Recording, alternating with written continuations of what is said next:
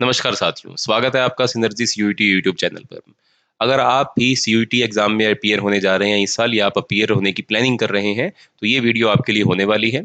इस वीडियो में हम दिल्ली यूनिवर्सिटी के रिगार्डिंग बात करेंगे। अगर आप दिल्ली यूनिवर्सिटी में बीए पॉलिटिकल ऑनर्स में एडमिशन लेना चाहते हैं, तो सीयूईटी के एग्जाम में आपका क्या सब्जेक्ट कॉम्बिनेशन रहना चाहिए, क्या क्राइटेरिया आपको फॉलो करना होगा, आइए इस वीडियो में इसके ऊपर हम बात करते हैं।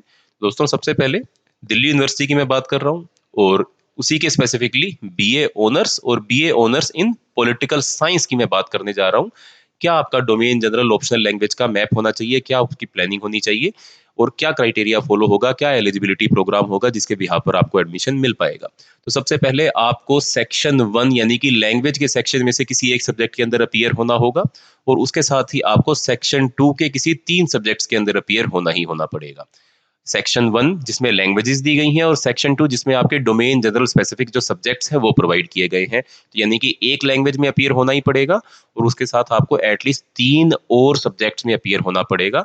अब देखते हैं, जो लैंग्वेज होनी चाहिए वो लिस्ट ए में से भी होनी चाहिए, यानी कि हिंदी, इंग्लिश, उर्दू, तेलुगु, तमिल, बंगाली, जितनी भी भाषाएं लिस्ट ए में दी गई हैं, आप किसी में से जो भी आपकी लैंग्वेज आपको आपने प्लस टू के अंदर अपीयर हुआ उसमें आप अपीयर होंगे, जरूर अपीयर होंगे। कंपलसरी है आपके लिए एडमिशन लेने के लिए लैंग्वेज पेपर में अपीयर होना।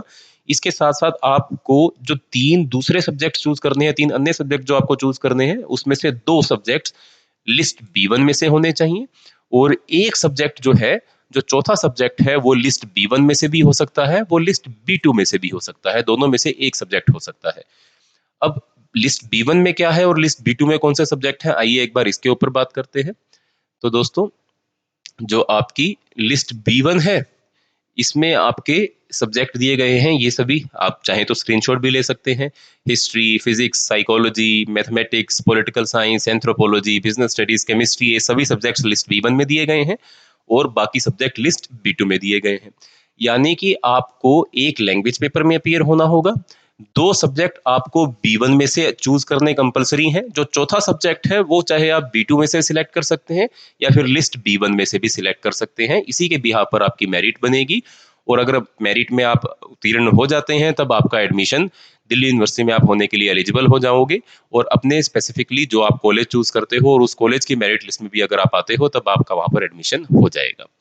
अगर इसी प्रकार की इंफॉर्मेटिव वीडियोस आप देखते रहना चाहते हैं, सीयूटी के एग्जाम के रिगार्डिंग आप और जानकारी प्राप्त करना चाहते हैं, तो इस चैनल को जरूर सब्सक्राइब कीजिएगा और मिलते हैं अगली वीडियो में। धन्यवाद।